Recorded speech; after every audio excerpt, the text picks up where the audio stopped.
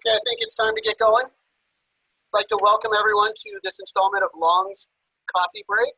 Today we're going to be talking about humidity and the effects of viral and bacterial infections in our building. My name is James Murphy. I'm a senior sales engineer here at Long. Today we're lucky enough to be joined by Brent Fields from Condair. Brent's been with Condair for 12 years.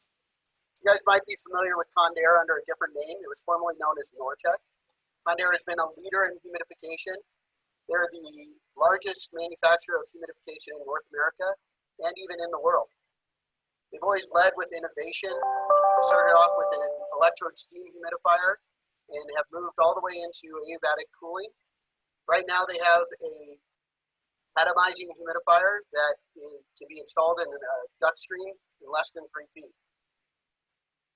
Today's topic, we're going to rely a lot on the research done by Dr. Taylor. Dr. Taylor is a board certified oncologist, but she noticed in her hospitals that too many of her patients were getting infections from the building. So she went back to school and became an architect so that she could better understand how buildings work. So I'm going to hand it over to Brent, and we're going to start our presentation. All right. Thank you very much, James. I appreciate it. Thanks, everyone, for joining us this morning.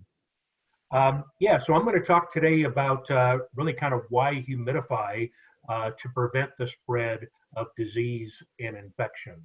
So this first slide here, we kind of show the history of the building envelope and how it's progressed over the years, and buildings have become more closed, tight construction, which has a lot of benefits, but also we've noticed that it's actually causing the increase of infectious disease spread within those buildings.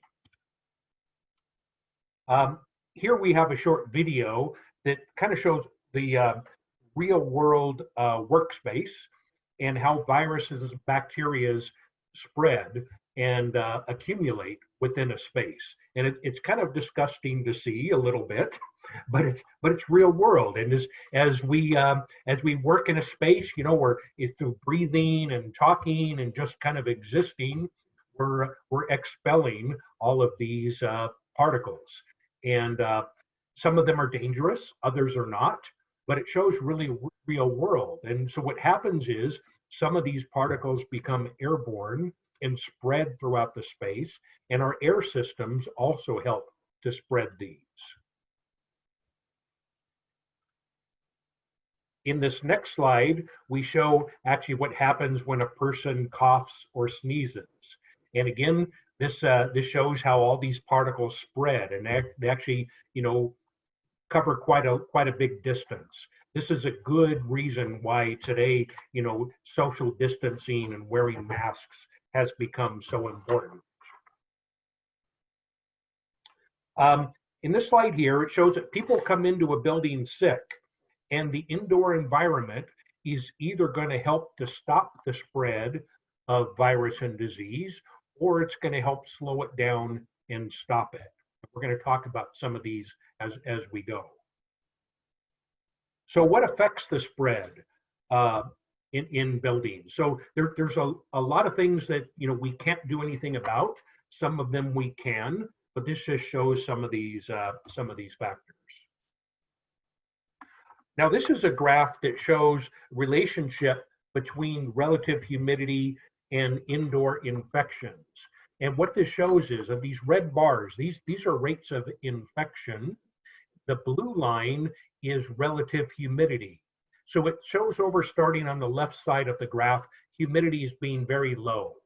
And when humidity is very low, rates of infection go very high.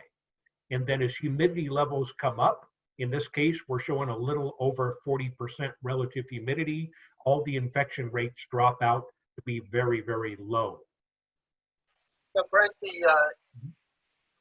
this slide and the slide before were about healthcare, and we've had a standard of care, especially in ORs, to have higher humidity. Does this only pertain to healthcare? No, this pertains to any building, any environment where people gather.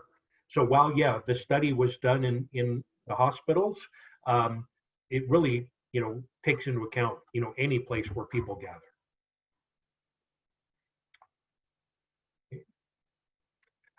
This graph shows the number of infections and its relationship to relative humidity. So again, over on the left side of the chart, we have humidity that starts out very low, 10 to 20% relative humidity, and infections are very, very high. But then as humidity goes to 40 to 60% range, these rates of infection get very, very low. This is another study that was done. This one happened to be done at a school. And it shows that what we did was we humidified half of the classrooms in the school to 45% relative humidity. The other classrooms were left at 20% relative humidity. And it shows that all of these factors we looked at, the airborne particles, the virulence of the particles, absenteeism, everything remained very high in low humidity, where everything became very low in 45% relative humidity in this case. Now, Brent, the previous slide was done in the winter, and a lot of people think that once we move into summer, that's why that chart showed a decrease in infections. But this study was done actually in the winter when infections are usually higher. Is that correct? That's exactly right. And really kind of what we look at in here is in the wintertime tends to be, of course, cold and dry outside. We bring that air into the building, we heat it up, it dries it out even more, and that's why humidity levels tend to be very low. In the summertime, in most areas, humidity levels outside tend to be higher. So that's going to help protect us. So in cases like places like Denver, it tends to stay quite dry even in the summertime. So it's in an area like where I live in Southern California, a lot of times it's necessary to add humidification in the summertime. In this slide here, this chart shows the importance of cleaning and disinfecting spaces. So it's really a multi-pronged approach. We can have a big effect on our health and comfort by humidifying, but it takes more than just that. Cleaning and disinfecting. Of course, as people breathe, we show all those particles. And those fall out. People come across, they touch those, they touch their face, they get sick again. So we got to do a lot of different things. Humidity is a big part of it, but cleaning and disinfecting is as well. So kind of conversely, this slide here shows what happens when we don't clean and disinfect. People cough and sneeze, spreads the virus, and the virus remains strong and spreads throughout the space. This slide here, this is one I like a lot. So this shows the size of the droplets that become airborne. And most of the droplets start out pretty large in size, but they start drying out quickly in spaces where it's not humidified. And they tend to shrink up. They lose their protective membrane, which makes them even more contagious. And the float time, we look at float time, and big particles, they drop out of the air quickly. Small particles can tend to stay in the air for a very long time. We show here even up to 21 days or so, which is pretty incredible.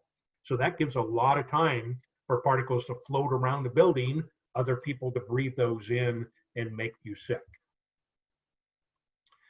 This chart here shows a relationship between highly infectious viruses and how they're affected by humidity. So when humidity level again is very low, 10 to 20% relative humidity, viruses stay highly infectious. So when these are spread, we breathe them in, we get sick. But if we humidify between 40 to 60%, then the infectiousness of those viruses drops out, becomes very, very low. This slide here shows what happens to our bodies in low humidity. So we tend to dehydrate pretty quickly, and this affects all the systems in our bodies. Brain function, eyes, skin. A real important one here is our respiratory tract, because when we're in a dry environment, our nasal passages, our throats tend to dry out. And when they dry out, it makes it much easier to breathe in these virus particles. And they could not just breathe them in, but they tend to go deeper into our bodies, into our lungs. And that's where the real problems come in. Okay. So this slide here, this is another study that was done. This happened to be done on mice. And it shows that they were kept in an environment with 50% relative humidity.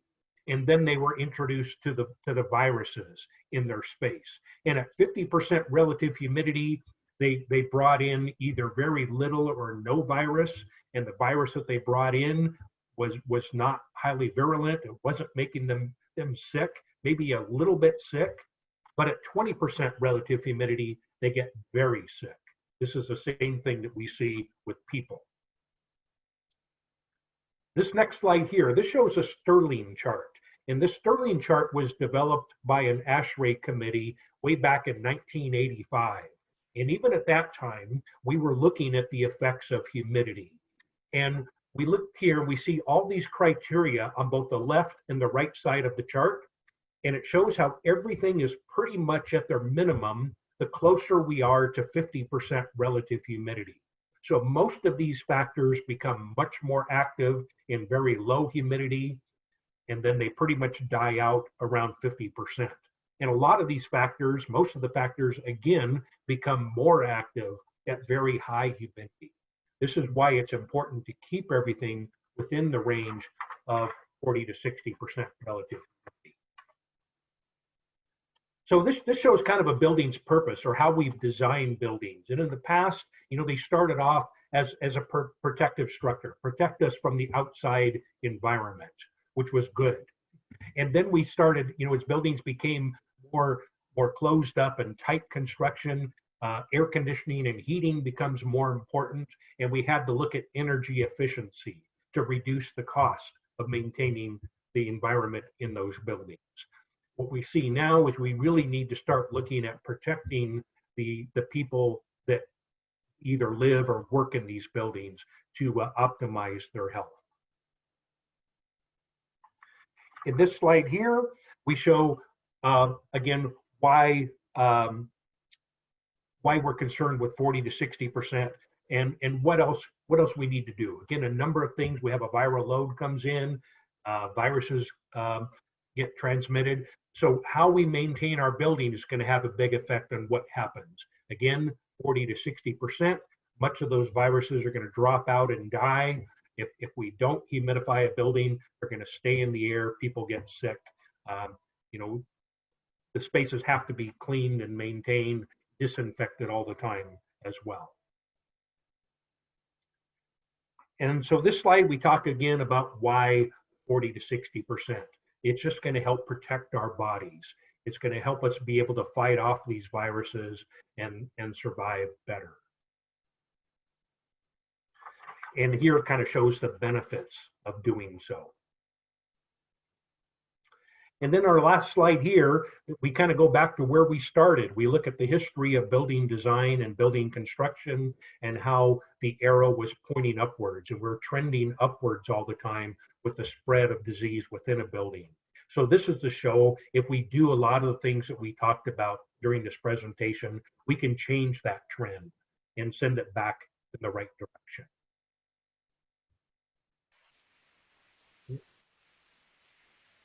Great. Thank you so much, Brent. I'd also like to thank everyone else for joining us today. If you have any questions about today's presentation, please reach out to your, or if you have any humidification needs, please reach out to your lawn sales engineer. Please join us next week for our coffee break, where Bill Rohn will be discussing 82% or higher energy recovery using modular ERVs. Thank you so much, and hope you guys have a great day. Thanks, everyone.